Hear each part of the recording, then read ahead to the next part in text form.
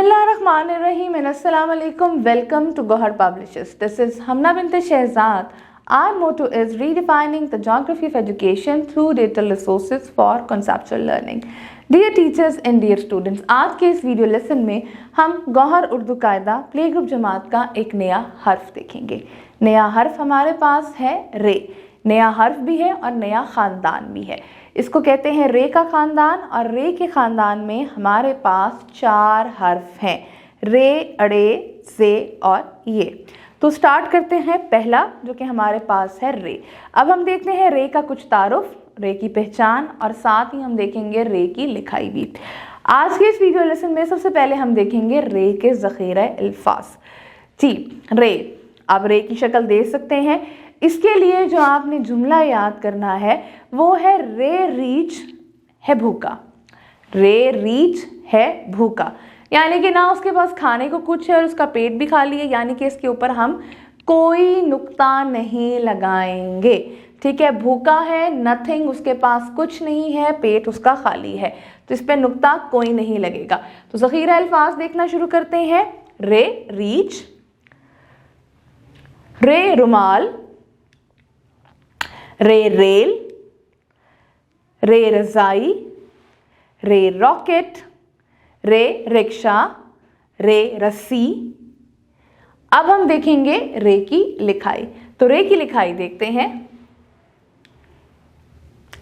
बिल्कुल ऐसे ही एक दफा लिख के देखते हैं। रे बहुत आसान है लिखना, रे। जी, एक दफा फिर।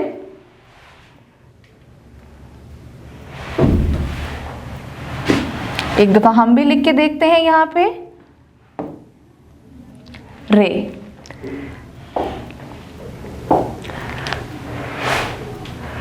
जी, अब देखते हैं सफ़ा नंबर 64 पे। सबसे पहले रे रीच, रे रुमाल। अब हम देखेंगे रे को हमने लिखना कैसे है। जी, तो प्यारे बच्चों, सबसे पहले मुझे बताएं कि ये रीछ क्या होता है। रीछ हमारे पास एक जंगली जानवर है और इसकी पसंदीदा खुराक जो होती है वो पता है आपको क्या होती है?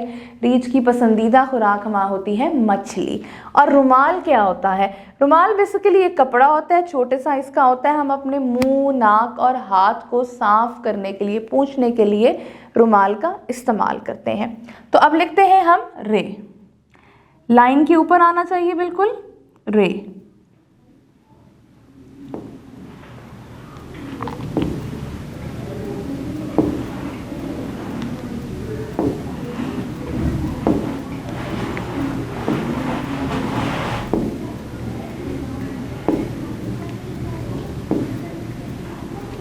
इसी तरीके से सफ़ा नंबर 64 आपने अपनी टीचर की मदद से कंप्लीट कर लेना है।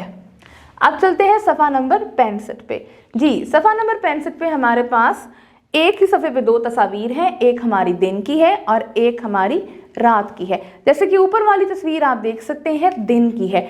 दिन में आसमान पर सूरज होता है, आसमान पर रोशनी होती है, जिससे हर तरफ हमारे पास रोशनी छा जाती है।